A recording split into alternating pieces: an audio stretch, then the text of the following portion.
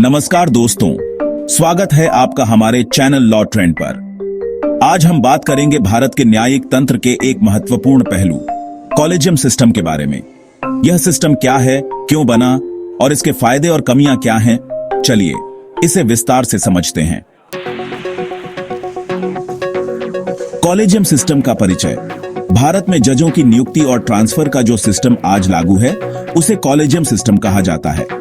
यह सिस्टम 1990 और 2000 के दशक में सुप्रीम कोर्ट के कई महत्वपूर्ण फैसलों के जरिए अस्तित्व में आया। पहले जजों की नियुक्ति का अधिकार कार्यपालिका यानी सरकार के पास था, लेकिन यह प्रक्रिया अपारदर्शी और राजनीतिक हस्तक्षेप से प्रभावित मानी जाती थी। इसीलिए न्यायपालिका की स्वतंत्रता बनाए रखने के लिए कॉलेजियम सिस्टम लागू किया गया। कॉलेजियम सिस्टम कैसे काम करता है? कॉलेजियम में कौन कौन शामिल होते हैं? भारत के मुख्य न्यायाधीश CJI, सुप्रीम कोर्ट के 4 वरिष्ठतम जज। कॉलेजियम सिस्टम में भारत के मुख्य न्यायाधीश और सुप्रीम कोर्ट के 4 वरिष्ठ जज शामिल होते हैं। यह पैनल हाई कोर्ट और सुप्रीम कोर्ट में जजों की नियुक्ति और ट्रांसफर के लिए उम्मीदवारों की सिफारिश करता है।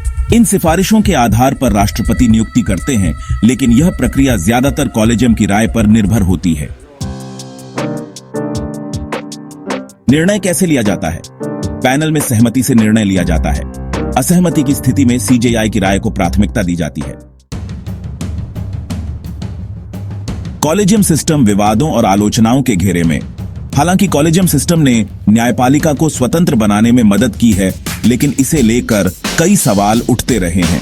आलोचकों का मानना है कि यह एक बंद और अभिजात्य प्रणाली है, जिसमें अन्य पक्षों जैसे कि बार काउंसिल और सरकार की राय शामिल नहीं होती। यह प्रक्रिया अपारदर्शी और जवाबदेही से दूर है। इससे भाई भतीजावाद और पक्षपात की संभावनाएं बढ़ जाती हैं। कॉलेजियम सिस्टम के समर्थकों की दलीलें। वहीं कॉलेजियम सिस्टम के समर्थक यह तर्क देते हैं कि इस प्रणाली ने न्यायपालिका को सरकार के हस्तक्षेप से बचाया है। इससे न्यायपालिका में नियुक्ति के लिए उम्मीदवारों की योग्यता और ईमानदारी पर ध्यान दिया गया है। यह प्रणाली न्यायपालिका की स्वतंत्रता और निष्पक्षता को सुनिश्चित करती है। पारदर्शिता और जवाबदेही के लिए कदम। हाल के वर्षों में कॉलेजियम सिस्टम में कई सुधार किए गए हैं। इनमें शामिल हैं स्थायी सचिवालय की स्थापना, जिससे प्रशासनिक प्रक्रियाओं को बेहतर बनाया गया। निर्णयों की वजह का प्रकाशन।